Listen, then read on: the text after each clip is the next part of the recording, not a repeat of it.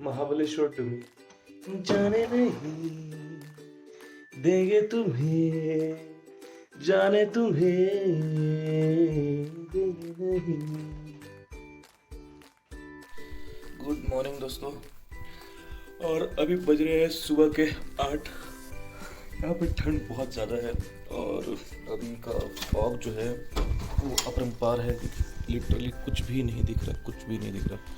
नीचे देखो तो थोड़ा बहुत दिख रहा है और ठंड भी लगना चालू हो गया है। तो अभी सुबह सुबह बुरी खबर भी आई है कि मुंबई का न्यूज़ पढ़ रहा था तो मुंबई में ये न्यूज़ दिया हुआ है कि पिछले 10 साल में सेकंड हाईएस्ट ये रेनफॉल हुआ है। बहुत ज़्यादा हैवी रेनफॉल हो रहा है और आंध्र प्रदेश में भी बहुत ज़्यादा रेनफॉल हो रहा है। उड़ीसा में भी रेड अलर्ट जारी है। तो यहाँ पे भी बारिश तो हो ही रही है काफ़ी। डर इस चीज़ का है कि अगर बारिश नहीं रुकी तो 2 इसमें खतरे हैं। पहला तो इतना फॉग है कि ड्राइव करना बहुत मुश्किल हो जा रहा है। लिटरली 3-4 फीट आगे का कुछ नहीं दिख रहा है, इतना ज़्यादा फॉग हो जा रहा है। क्योंकि जो हेडलाइट बीम भी है वो पूरा फॉग में जा रहा है, कुछ सामने का दिख नहीं रहा है। एंड सेकेंड कि यहाँ पर लैंडस्लाइड्स होने के भी चांसेस ज़्यादा होते हैं क्योंकि ये जो रोड है पूरा घाट एरिया है। अगर लैंडस्लाइड होता है और घाट रोड अगर बंद हो जाता है तो मैं फिर यहीं फंस जाऊँगा। तो ऐसा सिचुएशन में अब एक ही चीज़ किया जा सकता है, जितने स्पॉट्स कल मैंने घूमे उसमें खुश रहना है और जितना जल्दी हो सके यहाँ से अब निकलना पड़ेगा। 1-2 जगह रास्ते में मैप्रो गार्डन वगैरह पड़ता है तो मैप्रो गार्डन में रुकते हैं, कुछ सामान लेना है मुझे वहाँ से। तो मैप्रो गार्डन में घूमते हुए और फिर मैं निकल जाता हूँ क्योंकि यहाँ पे रुकना ठीक नहीं है। क्योंकि अगर लैंडस्लाइड हुआ तो लिटरली मैं 1-2 दिन तक एक्स्ट्रा फंस जाऊँगा। चलते हैं, रेडी होते हैं। बस मैं वेट कर रहा हूँ कि फॉग थोड़ा कम हो, 10 बजे तक चेकआउट भी करना है। ऐसे ही सीन रहा तो मुश्किल हो जाएगा सब चीज़ें।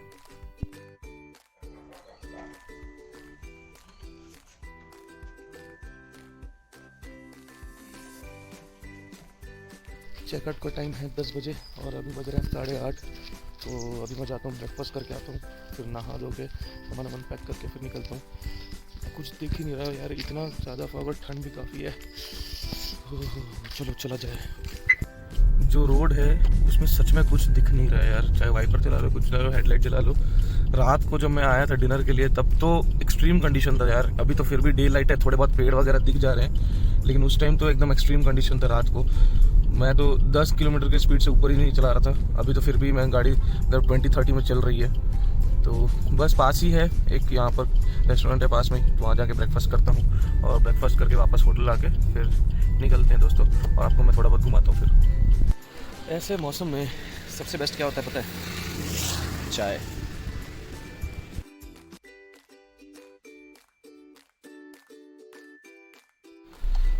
अब मैं निकल गया हूँ होटल से।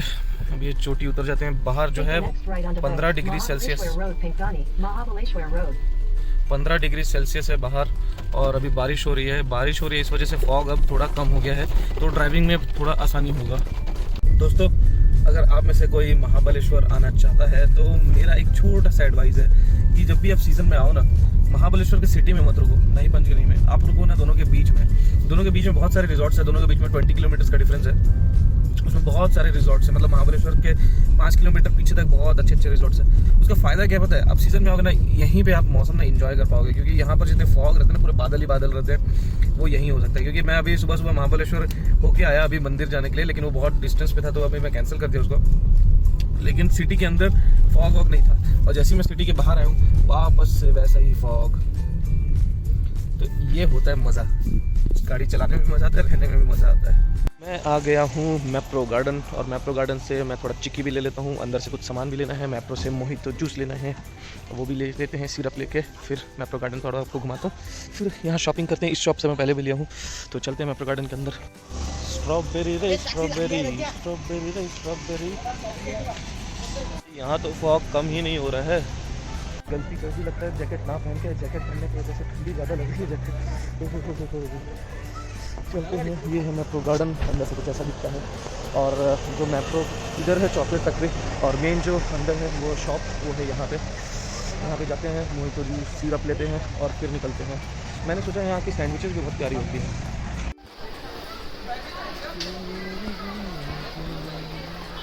फलेरो बचपन की याद आ गई और ये आ गया हूँ मैं मैप्रो के अंदर।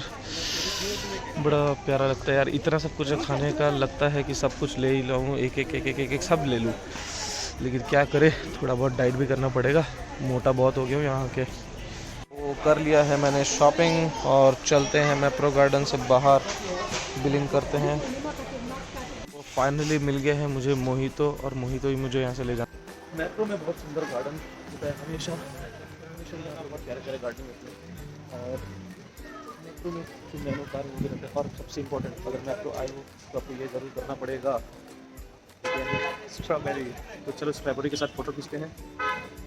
पहले घुस जाते हैं स्ट्रॉबेरी के लेके, काम करते हैं फोन और हम यहाँ से घुस जाते हैं। ये है मैप्रो के स्ट्रॉबेरी के अंदर भी फ़ोटो खिंचाना ज़रूरी है। मैप्रो वाइड एंगल तो है नहीं फ्रंट कैमरा में, तो अब देखते हैं। यहाँ पर आपको घुमाता हूँ, नीचे एक रेस्टोरेंट जैसा है, तो आइए चलते हैं रेस्टोरेंट में। कितना सुंदर गार्डनिंग हुआ है यहाँ पे। यहाँ पर है खाकरा फैक्ट्री। ओह देखो यहाँ पर है खाकरा फैक्ट्री। वाह, खाकरा फैक्ट्री बना यहाँ पे। खाकरा मुझे बहुत पसंद है भाई, खाकरा खा मैं एक पैकेट खोलता हूँ मैं एक बार में, एक सारे खा जाता हूँ खाकरा। और ये मैं आ गया मैप्रो के पीछे, और यहाँ पर है एक छोटा सा रेस्टोरेंट। यहाँ सैंडविच बहुत टेस्टी होता है। वो पीछे आप देख पा रहे होंगे, वो है वहाँ पर रेस्टोरेंट है, और वहाँ पे बहुत अच्छा खाना बनता है, सैंडविच बनता है सॉरी। तो ऐसा कुछ है यहाँ पे। तो हो गया, घूम तो लिया हूँ, खाने का अभी मन है नहीं, पेट भरा हुआ है, बाद में फिर कभी। अभी चलता हूँ मैं वापस, और चिक्की लेना बचा है। चिक्की लेने के बाद फिर मैं यहाँ से निकल जाऊँगा।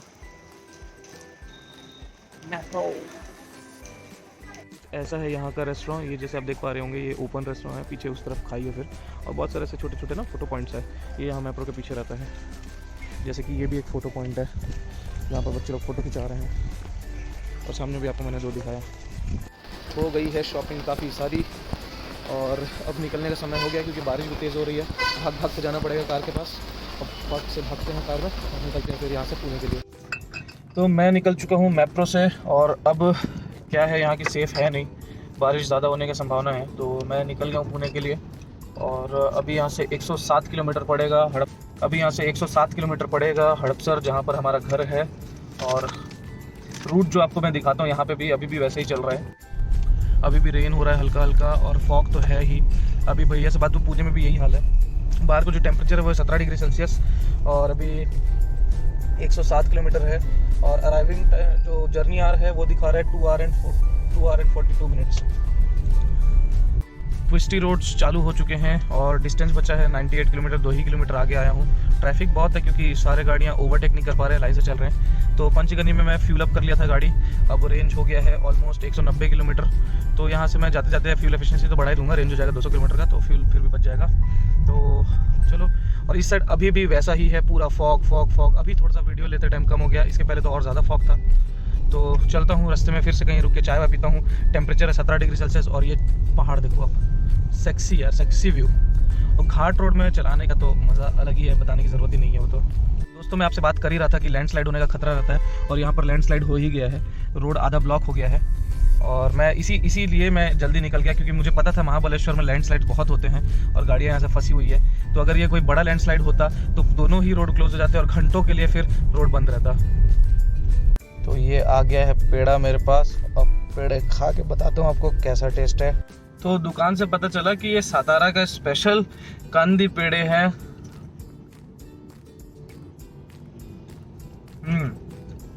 अच्छा है, मीठा भी बहुत कम है, अच्छा, टेस्ट इज गुड।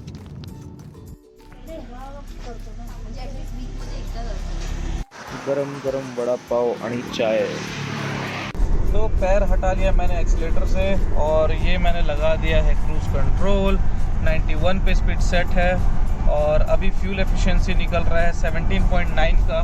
डिस्टेंस बचा हुआ 30 किलोमीटर का। टाइम बता रहा है 1 आवर एंड 6 मिनट्स। हाईवे अभी बहुत बढ़िया हाईवे चल रही है, इसलिए क्रूज कंट्रोल में चल रहा हूँ मैं। Jaguar F-Pace। तो मैं फाइनली पहुंच गया हूँ पुणे। लास्ट का 10-20 किलोमीटर बहुत हेक्टिक था, क्योंकि पूरा ट्रैफिक पता नहीं, सिटी में एनी टाइम ट्रैफिक मिलता है यार। तो अब मैं जा रहा हूँ ऊपर, और उसके बाद जाऊँगा खाना वाना खाता हूँ। भैया को पहले से बोल के रखा था, खाना वाना खा के आराम से रेस्ट करता हूँ, फिर देखते हैं शाम का क्या प्लान है। तो मैं जा रहा हूँ पिंटू दा के साथ उनके ऑफिस, वहाँ ऑफिशियल कुछ काम वाम है। तो 15-20 मिनट का काम निपटा के फिर निकलेंगे वापस घर। इधर रेस्ट करने नहीं देते ज़्यादा मेरे को। क्या ही कर सकते हैं, चलो। तो आज फाइनली दादा के हाथ का बिरयानी खाने को मिलेगा। दादा हमारे बिरयानी स्पेशलिस्ट है। ओ हो क्या स्मेल आ रहा है। हाँ, आज दावत लूटेंगे भाई।